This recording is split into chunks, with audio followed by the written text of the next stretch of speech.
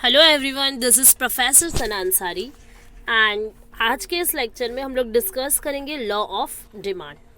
ये topic FY BCom, FY BMS, SY BCom, SY BMS में आता है इकोनॉमिक्स में। ठीक है, तो आज के इस लेक्चर में हम लोग इको का सबसे ज़्यादा इम्पॉर्टेंट क्वेश्चन डिस्कस करने जा रहे हैं, जो कि है लॉ ऑफ डिमांड। ठीक है, डिमांड क्या होती है, उसके क्या लॉज हैं, और इस लेक्चर में हम law of demand with meaning के साथ डिस्कस करेंगे। फुल एक्सप्लेनेशन, सम एग्जाम्पल्स को भी हेल्प लेंगे इसमें। ठीक है, एग्जाम्पल्स, मीनिंग, डेफिनेशंस या फुल एक्सप्लेनेशन के साथ साथ हम लॉ ऑफ डिमांड की कुछ एग्जाम्पशंस भी डिस्कस करेंगे, और एग्जाम्पशन के बाद हम कुछ एक्सेप्शंस भी पढ़ लेंगे। ठीक है, तो मतलब एक ही वीडियो में आपको पूरा डिटेल्स मिल जाएगा related to law of demand. Let's start. सबसे पहले हम लोग इसका मीनिंग पार्ट पढ़ेंगे कि लॉ ऑफ डिमांड का मीनिंग क्या होता है। ठीक है, नॉर्मली आप जानते हैं कि what is demand. Desire to purchase something, to willing to purchase something. Okay, desire to purchase, किसी भी चीज को परचेज करने की आपके अंदर डिमांड होनी चाहिए। डिमांड इट मीन्स आप बोल सकते हो कि किसी भी चीज को खरीदने, किसी भी चीज को यूज करने के लिए आपके अंदर एक इच्छा होनी चाहिए, मांग करना है, आपको डिमांड करना है। ठीक है, ओके, तो डिजायर या विलिंगनेस, डिजायर भी होना चाहिए, विलिंगनेस टू पे भी होना चाहिए। मतलब आप जिस प्रोडक्ट को परचेज करने को सोच रहे हैं उतने एबिलिटी टू पे भी होना चाहिए, आप उस चीज के लिए पे भी कर सको। तो it is called as demand, मतलब किसी भी चीज का मांग करना, और उस प्रोडक्ट के बिहाफ में, आप कमोडिटी के बिहाफ में जो पेमेंट कर रहे हैं तो वो विलिंगनेस टू पे भी होना चाहिए। तो that is called as demand. Let's start with the meaning part of demand. There is an inverse relationship between two variables, that is price and quantity. दो वेरिएबल्स, टूल्स ऑफ वेरिएबल्स के lecture में आप देख सकते हैं, मैंने variables का पूरा अच्छे तरीके से डिटेल नोट्स शेयर किया आप लोगों के साथ कि वेरिएबल्स क्या होते हैं। ठीक है, तो डिमांड क्या होता है? डिमांड शो करता है दो वेरिएबल्स के बीच का inverse relationship when the other things remains constant, that is called as ceteris paribus. ceteris paribus, it's one Latin word, ठीक है, जिसका मीनिंग होता है अदर थिंग्स रिमेन्स कांस्टेंट। मतलब जब हम लॉ ऑफ डिमांड का मीनिंग समझते हैं तो आपको सिर्फ दो वेरिएबल्स के बारे में डिस्कशन करना है। एक तो हो गया प्राइस और दूसरा हो गया क्वांटिटी। मतलब यहाँ पे आप दो वेरिएबल्स के बारे में डिस्कस करेंगे, प्राइस एंड क्वांटिटी, और अदर थिंग्स क्या होगी, बाकी सारी चीज़ें। मतलब डिमांड, अगर आप किसी चीज़ को खरीदना चाहते हैं, ठीक है, आप अगर समझे कि आपको अगर एक कार ही खरीदनी है तो सबसे पहले उस कार को खरीदने के लिए आपके अंदर डिज़ायर होनी चाहिए। You will have to purchase that particular car, so it means you will have to create desire. ठीक है, डिज़ायर होनी चाहिए। डिज़ायर के बाद क्या कंसेप्ट आता है? विलिंगनेस टू पे, उतना आपको पे भी करना है। ठीक है, आप पे करने के बाद अब जब अगर कार खरीद ही रहे हो तो आप फैशन देखोगे कि फैशन कौन सा, लेटेस्ट मॉडल कौन सा, कैपेसिटी देखोगे। ठीक है, कौन सी चीज़ को देखने से स्नॉब वैल्यूज़ आपकी बढ़ रही है, सोसाइटी में वैल्यू आपका बढ़ेगा। ठीक है, या फिर उस कार को खरीदते टाइम आप दूसरे कार की प्राइस का भी चेक करोगे कि इस कार का सब्सटीट्यूट क्या है मार्केट में, मतलब इस कार के अलावा और कौन सा अच्छा सब्सटीट्यूट आपको मिल रहा है। मतलब इसके अलावा if you have alternate option, so आप चेक करोगे कि कौन कौन से सब्सटीट्यूट्स है, कॉम्प्लीमेंट्री क्या है, उसके अलावा और क्या मिल रहा है। तो ये सारे बहुत सारे फैक्टर्स होते हैं जो हमारी डिमांड को अफेक्ट करते हैं। बट लॉ ऑफ डिमांड के अकॉर्डिंग अगर आप जाओगे, जैसे कि इनकम ही हो गया, इनकम होना भी ज़रूरी है अगर उस पर्टिकुलर कार को ख़रीदना है।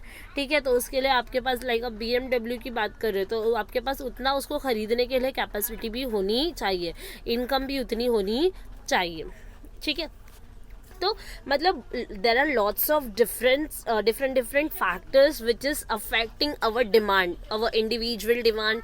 ठीक है, तो बहुत सारे फैक्टर्स होते हैं जो हमारी डिमांड को अफेक्ट करते हैं। But according to law of demand there are two variables only, that is price and quantity. Other things remains constant, that is called as ceteris paribus in Latin language.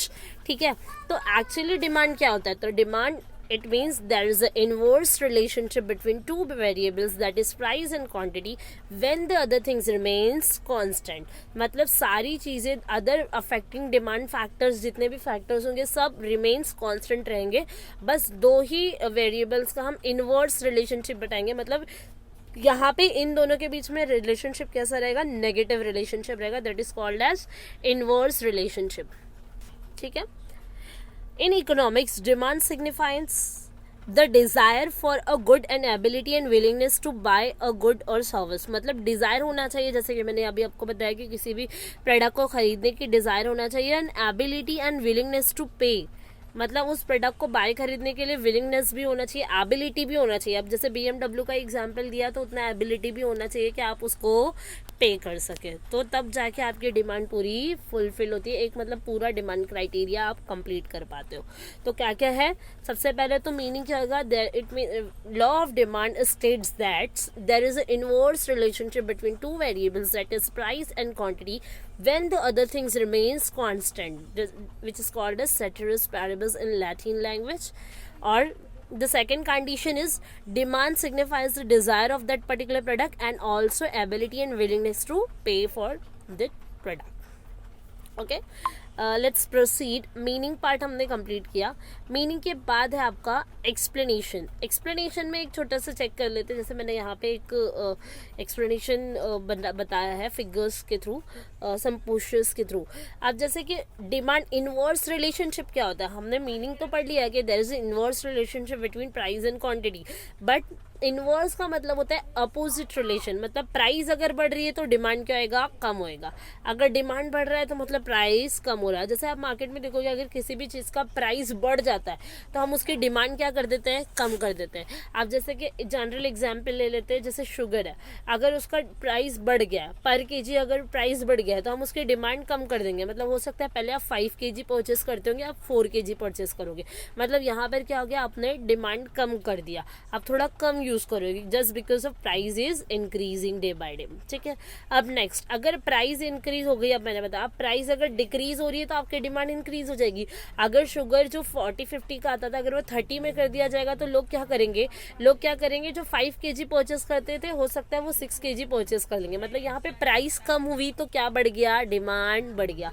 तो यहाँ पे 2 criterias आप यहाँ पर देख सकते हैं. प्राइस डिक्रीज हो रही है तो डिमांड इंक्रीज हो रहा है, प्राइस इंक्रीज हो रहा है तो डिमांड डिक्रीज हो रहा है. It is called as inverse relationship. मतलब जो मीनिंग हमने देखा था वो यहाँ पे क्लियर हो रहा है कि there is a inverse relationship between price and demand. Price में स्लाइटली चेंजेस भी होगा तो डिमांड में चेंजेस होगा.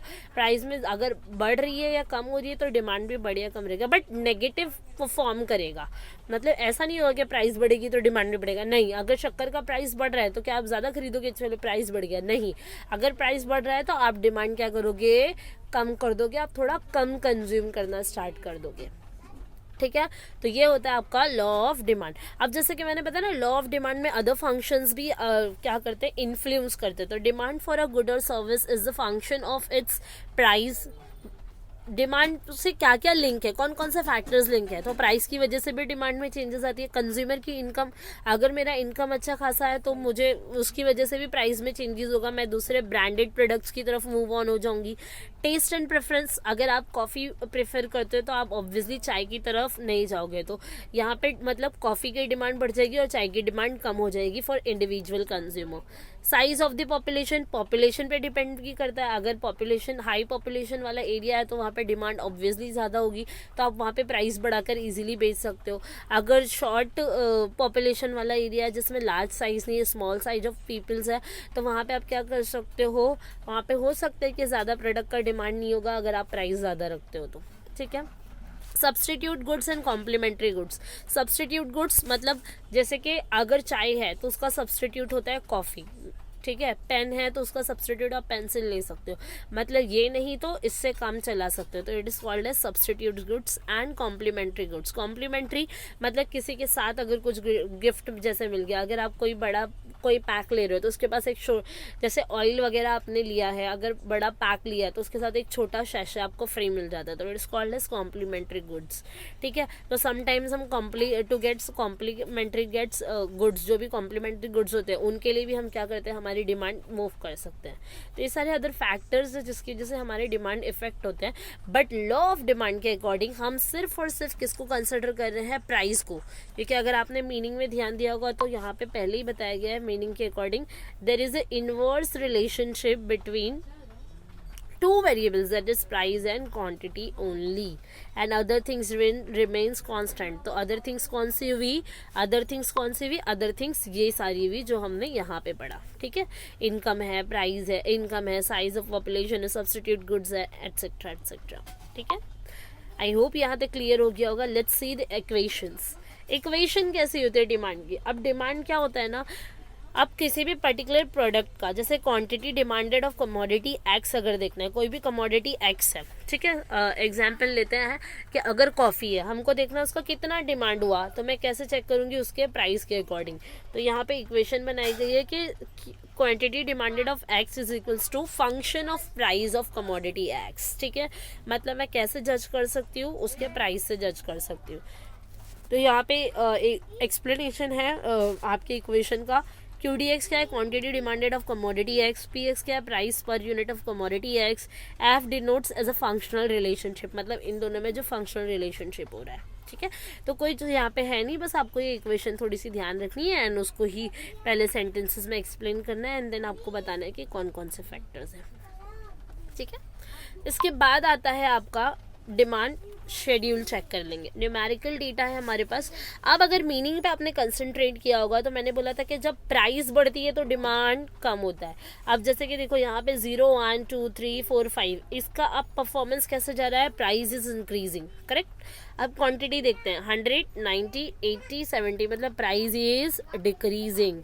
मतलब अगर आप देखोगे तो यहाँ पे 1 by 1 हमारी हर यूनिट्स पे प्राइस क्या हो रही है, बढ़ रही है, बट यहाँ पे हर यूनिट्स पे प्राइस क्या हो रही है, डिक्रीज हो रही है. तो it is called as inverse relationship between two variables which is price and quantity and other things remains constant. मतलब कोई भी और अदर थिंग्स या फैक्टर्स जो हमने पढ़ा था एक्सप्लेनेशन में वो यहाँ पर नहीं है. ना इनकम है, ना पॉपुलेशन है, सब्सटीट्यूट गुड्स है, ना कॉम्प्लीमेंट्री गुड्स है, ना नेचुरल फैक्टर्स है. ठीक है, आप जैसे कि देखो 0 पे 100 डिमांड हो रहा था, जैसे ही आपने प्राइस 0 से 1 कर दी, आपका डिमांड 100 से डिक्रीज होके 90 पे आ गया. अब जैसे ही आपने प्राइस 1 से 2 रुपए कर दिया, 90 से और डिक्रीज होके 80 पे आ गया. 2 से 3 किया, अब जैसे देखो 0 से 5 कर दिया है तो 100 से डायरेक्टली कितना हो गया, 50 हो गया. तो ये होता है इनवर्स रिलेशनशिप, मतलब ये जैसे जैसे बढ़ा ये वैसे वैसे कम होते गया. ठीक है, अब इसी के हिसाब से हम लोग एक डायग्राम देख लेंगे. अब यहाँ पे प्राइस है, आपका प्राइस यहाँ पे है, आपकी क्वांटिटी यहाँ पर है. अब प्राइस क्या हो रहा था हमारा, 0 से 1 2 3 बढ़ रहा था, तो डिमांड क्या हो रही थी, कम हो रही है. तो अब यहाँ पर देखो, जैसे कि प्राइस जब आपका P3 था, ये नंबर्स तो आप इस पे ध्यान मत दो, समझ लो कि ये कोई भी नंबर है, समझो जस्ट एग्जांपल, प्राइस जब आपका ये इतना था, ठीक है, तो आप इतना बेच रहे थे, इतने प्राइस में आप इतना बेच रहे थे. ये देख रहे हैं आप, ये सी जो इक्विलिब्रियम पॉइंट मिल रहा है वो, मतलब जब प्राइस इतनी थी, जब इतने पे ही आप बेच रहे थे, इतने पे, तो हम जब आपने इतना प्राइस रखा तो हम इतना बेच रहे थे. अब जैसे ही आपने प्राइस को बढ़ाया, मतलब जैसे ही यहाँ से आपने प्राइस को P3 से P2 किया, वैसे ही आपकी डिमांड यहाँ से यहाँ शिफ्ट हो गई, मतलब ये हो गई B.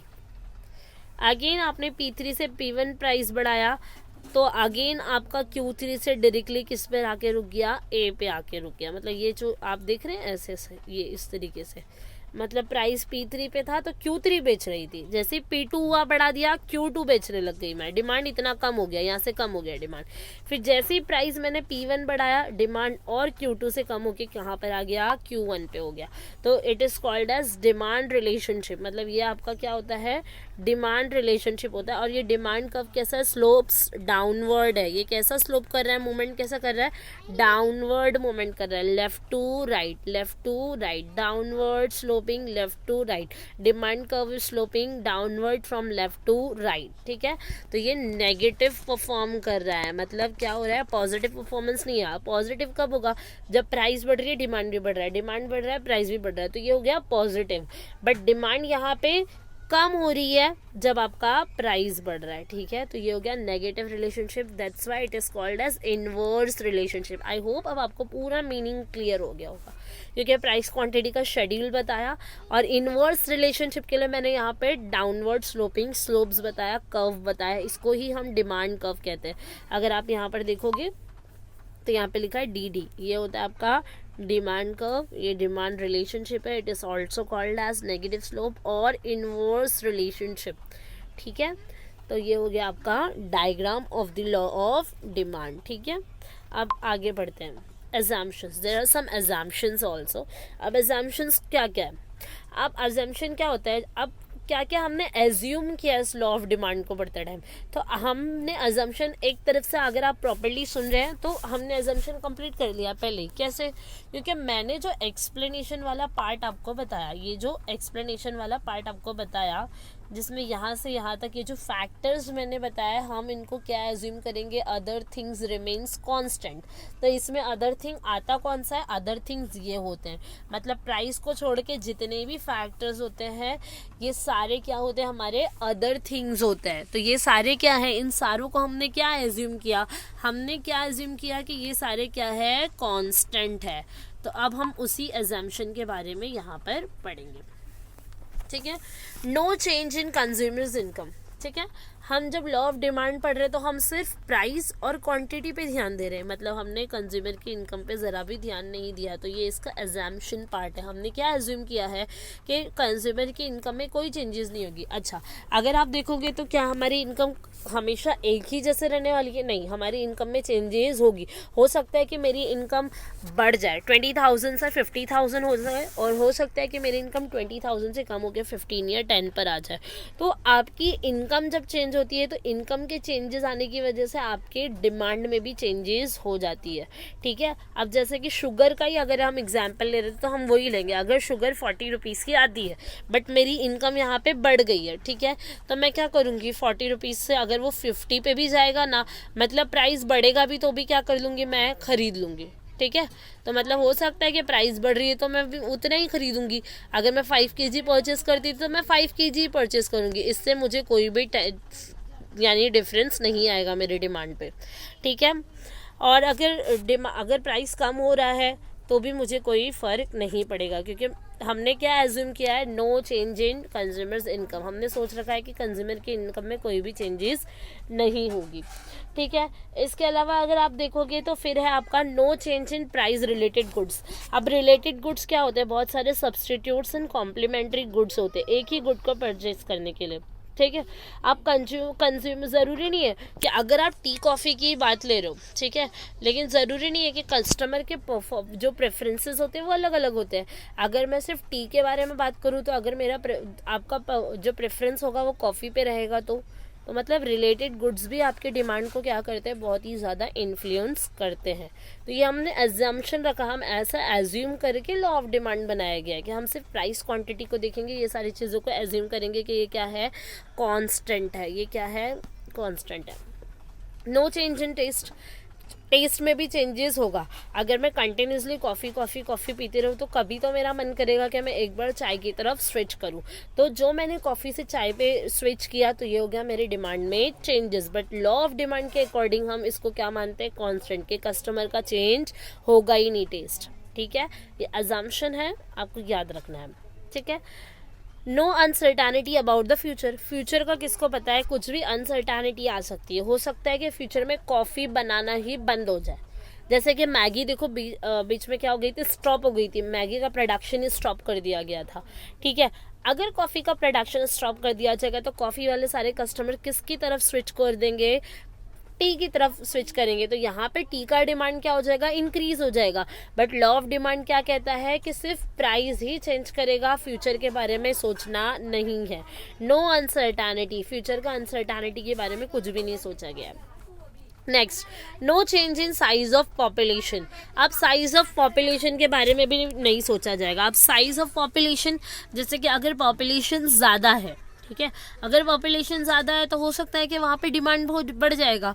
अब जैसे कि समझो कि पॉपुलेशन ज़्यादा है, कॉफ़ी का प्रोडक्शन जितना होता है उतना सोल्ड भी हो जाता है। एज़ कम्पेयर टू टी जो है कॉफ़ी ज़्यादा बिक रही है। लेकिन हो सकता है कि किसी इंफ्रास्ट्रक्चर डेवलपमेंट के पर्पज़ के लिए अगर लोगों को किसी और दूसरे एरिया में शिफ्ट कर दिया गया तो पॉपुलेशन साइज़ क्या हो जाएगा? कम हो जाएगा। तो जो कॉफ़ी की डिमांड ज़्यादा होती थी वो क्या हो जाएगी? कम हो जाएगी, है ना। तो मतलब डिमांड पे सिर्फ प्राइस अफेक्ट नहीं करेगा बल्कि साइज ऑफ पॉपुलेशन भी समटाइम्स अफेक्ट करेगी। बट लॉ ऑफ डिमांड के अकॉर्डिंग हम सिर्फ क्या देखेंगे? प्राइस देखेंगे, हम साइज ऑफ पॉपुलेशन नहीं देखेंगे।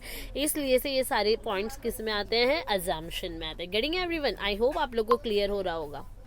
इसके बाद है नो चेंज इन एडवर्टीजमेंट। अगर आप देखोगे तो सबसे ज़्यादा आज की तारीख में कस्टमर का डिमांड इन्फ्लुएंस करने के लिए people are using effectively advertisement. ठीक है, अब एडवर्टीजमेंट को बहुत ही इफेक्टिवली यूज़ किया जा रहा है। अब जैसे कि अगर आप देखोगे तो कोलगेट का एग्जाम्पल अगर आप लेते हो तो कोलगेट में क्या होता है, पहले नॉर्मल वाइट लेयर होता था, फिर धीरे धीरे उसमें ब्लू लेयर्स आने लगी, फिर रेड लेयर्स आने लगी पेप्सोडेंट्स वगैरह में, फिर उसमें एडवर्टीजमेंट के थ्रू कभी कोई डांस परफॉर्म करके दिखा दिया या फिर कोई अलग से एक पिक्चराइज कर दिया गया। ठीक है, तो इससे क्या होता है ना, धीरे धीरे अब जैसे कि आप देखोगे तो नमक वगैरह, सॉल्ट वगैरह ऐड किया जाता है। तो कोई भी अपडेशन आपके प्रोडक्ट में करके उसको इफेक्टिवली एडवर्टीज किया जाता है, जिससे कस्टमर ज़्यादा अट्रैक्ट हो जाते हैं टू गेट दिस प्रोडक्ट। ठीक है, तो एडवर्टीजमेंट सबसे ज़्यादा इन्फ्लुएंस करता है आपके डिमांड को। लेकिन लॉ ऑफ डिमांड के अकॉर्डिंग हम सिर्फ प्राइस एंड क्वांटिटी को ही देखेंगे, हम इस पर नहीं जाएंगे। इस वजह से ये पॉइंट अगेन किस में आता है, एजम्पशन में आता है। No change in government policy, government policy भी चेंज हो सकती है कभी भी, तो उसकी वजह से भी क्या आएगा, आपके डिमांड इन्फ्लुएंस होगी। बट लॉ ऑफ डिमांड के थ्रू हम सिर्फ प्राइस क्वांटिटी देखेंगे। इस वजह से अगेन ये पॉइंट किस में आता है, एजम्पशन में आता है। No change in natural factors, natural factors होते हैं, अदर फैक्टर्स होते हैं, जिसकी वजह से भी क्या होता है, आपका ये जो क्लाइमेटिकल कंडीशन वगैरह समझो अगर चेंज हो गई, कुछ लाइक अर्थक्वेक आ गया, सुनामी हो गया, डिजास्टर आ गया, फ्लड आ गया, तो इसकी वजह से भी डिमांड क्या होती है, चेंज हो जाती है काफ़ी टाइम। कॉफ़ी पीने वाले भी चाय पे आ जाएंगे, है ना, अगर कोई अफेक्टेड एरिया हो गया तो ऐसे टाइम पे क्या हो जाएगा, डिमांड चेंज हो जाएगी। तो लेकिन हम सिर्फ क्या देख रहे हैं, प्राइस को ही फैक्टर मान रहे हैं क्वान्टिटी डिमांडेड के लिए, अदर फैक्टर्स को हम रिमेन कांस्टेंट एज्यूम कर रहे हैं। इस वजह से ये सारे फंक्शंस किस में आ जाएंगे, आपके एजम्पशन में आ जाएंगे। तो यहाँ पर हमने एजम्पशन पॉइंट क्लियर किया। अब आगे बढ़ते हैं एक्सेप्शंस। लॉ ऑफ डिमांड के कुछ एक्सेप्शंस है, उसका तोड़, उसका अपोजिट। देखो, कभी भी आपको लॉ लिखना होता है तो लॉ में आपको ज़रूरी है कि आप उसका मीनिंग पार्ट बताएं, जो जिस भी लॉ के बारे में आप लिख रहे हैं। जैसे लॉ ऑफ सप्लाई होता है, लॉ ऑफ डीएमयू होता है, डिमिनिशिंग मार्जिनल यूटिलिटी, और एक होता है लॉ ऑफ डिमांड। तो आपको पहले मीनिंग पार्ट लिखना है, मीनिंग के बाद आप उसको कुछ एलॉबरेट करना चाहते हैं विद एक्सप्लेनेशन पॉइंट, आप पॉइंटर्स लिखोगे। Then you will have to draw a schedule of that particular law, like हमने अभी देखा न्यूमेरिकल डेटा प्रेजेंटेशन, वो आपको बनाना है, प्राइस एंड क्वांटिटी का परफॉर्मेंस दिखाना है। Then you will have to draw a particular diagram, law of demand का डायग्राम बनाना है। After the diagram you will have to write some assumptions, and after the assumption you'll have to write compulsorily exception of that particular law। आपके जो भी law है उसका exception लिखना होगा। अब हर एक चीज़ का तोड़ होता है। अब जैसे मैंने बताया ना, प्राइस हो गई, प्राइस ही अफेक्ट करेगी, लेकिन नहीं, ऐसा नहीं होता है। अब प्राइस के अलावा अदर फैक्टर्स जो हमने देखा assumption में, ये सारे फैक्टर्स आपके डिमांड को अफेक्ट करते हैं। But according to law of demand सिर्फ और सिर्फ प्राइस एंड क्वांटिटी का ही रिलेशनशिप हम कंसिडर करेंगे, assumption वाले पॉइंटर्स को नहीं करेंगे। वो सारी चीज़ें, other things remains constant, ceteris paribus consider किया जाएगा। Now here we have some exceptions of law of demand. अब एक्सेप्शन क्या होता है, एक्सेप्शन में क्या होता है, डिमांड वाली सारी चीज़ें पॉजिटिवली परफॉर्म करेगी। मतलब प्राइस बढ़ रहा है तो डिमांड भी बढ़ेगा, प्राइस कम हो रही है तो डिमांड भी कम होगी। मतलब ये पूरे लॉ ऑफ डिमांड का एक्सेप्शन बताता है, ये उसका अपोजिट बताता है यहाँ पर। और ये रियलिटी है, फैक्ट है, इस वजह से it is compulsory to write in your exam paper to get full marks of law of demand. ठीक है, first point is given goods. Given goods क्या होते हैं, एक होता है इन्फीरियर गुड्स, जो नॉर्मल गुड्स होते हैं, जो डेली बेसिस पे हम जिनका डिमांड करते हैं। गिवन गुड्स में आप एग्जांपल ले सकते हो, ब्रेड या बेकरी प्रोडक्ट्स होते हैं, या फिर जैसे कि आप इमेज में देख रहे हो ब्रेड या बेकरी प्रोडक्ट्स। आप ले लो राइस, आप ले लो वीट, आप ले लो जवार, आप बाजरा ले लो। तो ये सारी चीज़ें क्या होता है, हम डेली बेसिस पे यूज़ करते हैं। ठीक है, तो यहाँ पे क्या होता है, अगर इनका प्राइस बढ़ेगा तो क्या आप डिमांड कम कर दोगे, आप राइस खाना बंद कर दोगे? नहीं, प्राइस बढ़ेगा तो भी आप लोग डिमांड करोगे। मतलब यहाँ पे प्राइस और क्वांटिटी ये दोनों कैसा पॉजिटिव रिस्पॉन्स करेंगे, इन्वर्सली नहीं जाएंगे। इसीलिए हम इसे कहते हैं लॉ ऑफ डिमांड का तोड़, इसका एक्सेप्शन। मतलब लॉ ऑफ डिमांड क्या कहता है कि प्राइस बढ़ेगी तो क्वांटिटी कम हो जाएगी, क्वांटिटी बढ़ेगी तो प्राइस कम हो जाएगी। लेकिन इसके अकॉर्डिंग अगर हम जाएंगे एक्सेप्शन के अकॉर्डिंग, तो दोनों भी एक जैसा परफॉर्मेंस करेंगे, पॉजिटिव रिस्पॉन्स करेंगे। मतलब प्राइस बढ़ गई, अब जैसे कि राइस का प्राइस बढ़ा है तो आप लोग क्या करोगे, उसका डिमांड बढ़ाओगे, क्योंकि आप वीट या राइस के बिना रह नहीं सकते, ये हमारी नेसेसिटीज़ में आता है, ठीक है। और इसके अलावा इसका अपोजिट लेते हैं। अब जैसे कि राइस वगैरह का अगर प्राइस कम हो गया तो आप लोग ज़बरदस्ती तो खरीदोगे नहीं, या ज़्यादा खाना चालू कर दोगे, तो ऐसा तो नहीं होगा। प्राइस कम है तो डिमांड भी इनके क्या हो जाएगी, कम हो जाएगी, ठीक है। तो ये होता है गिफ्ट इन गुड्स। एक्सप्लेनेशन देख लेते हैं। There are some special types of inferior goods which are purchased more at higher price and less at lower price. मतलब ज़्यादा प्राइस रहेगा तो ज़्यादा खरीदेंगे लोग, क्योंकि लोगों को फ्यूचर एक्सपेक्टेंसी का एक प्रॉब्लम होता है। फ्यूचर एक्सपेक्ट करते हैं कि हो सकता है और बढ़ जाए, तो बेहतर है कि अभी खरीद लें। और less at a lower price, मतलब जब प्राइस कम ही हो गया है तो थोड़ा ही खरीदेंगे, तो इनका क्या एक्सपेक्टेशन होता है कि फ्यूचर में और थोड़ा कम हो जाएगा तो तब और खरीद लेंगे। तो मतलब ये पॉजिटिवली रिस्पॉन्स कर रहा है यहाँ पर डिमांड, ठीक है, नेगेटिव नहीं कर रहा है। तो ये लॉ ऑफ डिमांड के पूरे अगेंस्ट जा रहा है। लॉ ऑफ डिमांड क्या कहता है, फैक्टर्स सिर्फ प्राइस इन्फ्लुएंस करेगा, और जो दो वेरिएबल है प्राइस एंड क्वांटिटी, ये दोनों इनवर्स रिलेशनशिप करेंगे। बट एक्सेप्शंस के अकॉर्डिंग जाएंगे तो पूरा उल्टा। यहाँ पे देखो प्राइस भी बढ़ रही है और क्वांटिटी भी बढ़ते जा रहा है, प्राइस कम हो रहा है तो क्वांटिटी भी कम होते जा रहा है, ठीक है। फिर है स्नोब वैल्यूज। स्नोब वैल्यूज वो होती है जो हम अपना हाई स्टेटस अपनी सोसाइटी में दिखाने के लिए करते हैं, ठीक है। तो वो होता है स्नोब वैल्यूज, जिसके लिए जैसे कि देखो, rich consumable who attach snob value to owning and displaying expensive goods such as diamonds and, ये डायमंड है, डायमंड्स एंड ज्वेलरीज, जो डायमंड्स एंड ज्वेलरीज होती है, ठीक है। अब जैसे कि देखो बहुत सारे हाई स्टेटस हाई प्रोफाइल वाले कस्टमर्स होते हैं, तो इनका क्या होता है कि वो डिस्प्ले करते हैं खुद का। जैसे एक बड़ी कार होगी, BMW कार होना है, आईफोन होना है, ठीक है, वॉचेस होने चाहिए, आई वॉचेस, डायमंड्स एंड ज्वेलरीज वगैरह आप पहनो, तो ये आपका स्नोब वैल्यू होता है। एक हाई स्टेटस आप दिखाते हो सोसाइटी में, आपका स्टेटस दिखाते हैं। तो ऐसे गुड्स में क्या होता है, इनका प्राइस बढ़ेगा तो आप और खरीदोगे। जैसे कि आईफोन 11 है, महंगा है, लेकिन आप स्टिल उसको खरीदोगे क्योंकि उससे एक स्टेटस दिखाई देता है आपका। तो इसको कहते हैं, ये भी एक्सेप्शन में आया ना, क्योंकि यहाँ पे लॉ ऑफ डिमांड क्या कहता था, प्राइस बढ़ेगा तो डिमांड कम होगा। बट आईफोन लेना है मुझे, प्राइस बढ़ रहा है, मुझे मेरी स्नॉबिटी दिखाना है, स्नॉब वैल्यू दिखाना है, तो मैं क्या करूँगी, मैं सिंबल एंड स्टेटस दिखाना चाहती हूँ। तो प्राइस कितना भी बढ़ेगा मैं उसका डिमांड करूँगी। तो अगेन ये पॉजिटिव रिस्पॉन्स कर रहा है, समझ में आया। अगर उसी चीज़ का प्राइस अगर कम हो जाए, ठीक है, अब जैसे आईफोन 6s ले लो, अब इसका प्राइस थोड़ा कम हो गया है तो लोग इसका डिमांड भी कम करेंगे, just because of their snob value, their symbol and status in the society, ठीक है। लोग किसकी तरफ मूव हो जाएंगे, आईफोन 11 की तरफ, क्योंकि इसका प्राइस बढ़ रहा है तो मैं खरीदूंगी भी इसी को। क्लियर है एवरीवन। फिर है प्राइस एक्सपेक्टेशंस।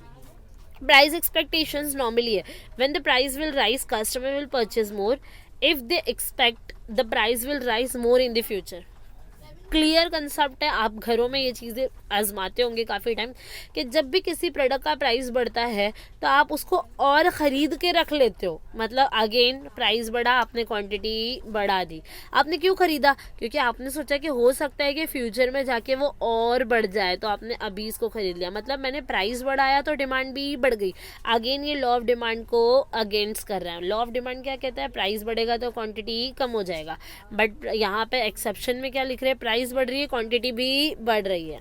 प्राइस कम होती है तो कस्टमर भी खरीदना कम कर देता है, प्राइस कम होगी तो कस्टमर भी क्या करेगा, खरीदना कम कर देगा। क्यों, क्योंकि कस्टमर सोचेगा कि फ्यूचर में जाके और कम हो जाएगी, ठीक है। क्लियर है। इमरजेंसीज। इमरजेंसी क्या होता है, अब ये एक ऐसा सिनारियो है कि आप समझो कि फ्लड आ गया, सुनामी आ गया, डिज़ास्टर हो गया, अर्थक्वेक हो गया, कोई भी नेचुरल कैलामिटीज़ हो जाती है।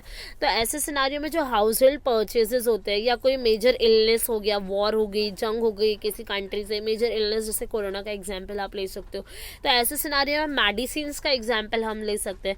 मेडिसिन एंड इक्विपमेंट्स वगैरह क्या होता है, इनका प्राइस बढ़ा दिया जाता है। तो क्या आप मेडिसिन लेना बंद कर दोगे, नहीं, आप इसका भी क्वान्टिटी डिमांड करोगे। मतलब नेचुरल फैक्टर्स, नेचुरल कैलामिटीज़ में जितने भी इक्विपमेंट्स है, मेडिसिन वगैरह को आपको ज़रूरत पड़ती है, उनका प्राइस बढ़ भी जाएगा तो still you will demand for the same. मतलब आप उसके लिए डिमांड करोगे। अब प्राइस कम हो जाएगी तो आप ऑब्वियसली उसके लिए क्या करोगे, कम डिमांड करोगे। बट अगर नेचुरल कैलामिटी है तो यहाँ पे प्राइस बढ़ भी रही है तो आप क्या करोगे, और ख़रीद के स्टॉक में रख लोगे ताकि फ्यूचर में ज़्यादा देना ना पड़े। और कम हो रही है तो आप आपके हिसाब के अकॉर्डिंग आपके लिए ही खरीदोगे, ठीक है। इसके बाद लास्ट पॉइंट है आपका फैशन।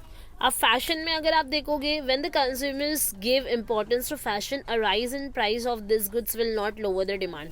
मतलब अगर मुझे कोई फैशन पसंद है, अब जैसे कि देखो फैशन में अगर कोई पर्स निकली है या कोई शॉर्ट निकला है बीइंग ह्यूमन का, या फिर कोई भी एटसेट्रा एटसेट्रा आप ले लो, ठीक है, तो अमेरिकन कंपनीज वगैरह के जो रहते हैं, तो ऐसे सिनारियो में आप क्या करोगे, अगर जैसे कि फैशन है, इसका लेटेस्ट फैशन चल रहा है, तो वो कितना भी महंगा देगा, आप क्या करोगे, उसको डिमांड करोगे, मतलब प्राइस कितना भी बढ़ा देगा आप डिमांड करोगे। अगेन लॉ ऑफ डिमांड का तोड़ है, मतलब डिमांड क्या कहता है, प्राइस बढ़ेगी तो इंक्रीज होगा, क्वांटिटी डिक्रीज होगी, बट यहाँ पे पॉजिटिव रिस्पॉन्स है। अब इसका अपोजिट देखते हैं, अगर फैशन ओल्ड हो जाए, ठीक है, और प्राइस कम कर दिया गया है, तो भी क्या आएगा, लोग नहीं खरीदेंगे क्योंकि वो फैशन ओल्ड हो गया है, तो कोई उसको डिमांड नहीं करेगा, तो प्राइस कम हो रही है तो डिमांड भी कम हो गई, ठीक है। क्लियर है, ये हो गया आपका ओवरऑल पूरा लॉ ऑफ डिमांड। आप पेजेस के स्क्रीनशॉट ले लेके रख सकते हैं। आपको यहाँ पे एटलीस्ट इतना पॉइंटर्स मैंने शेयर किया है जिससे you can make your own explanation effectively and you can write your paper properly and you can get the full marks easily. Okay, so here you people have any doubts and difficulties, you can make a comment on me. Okay, and subscribe my channel for more videos. That's enough for today. Bye, have a nice day.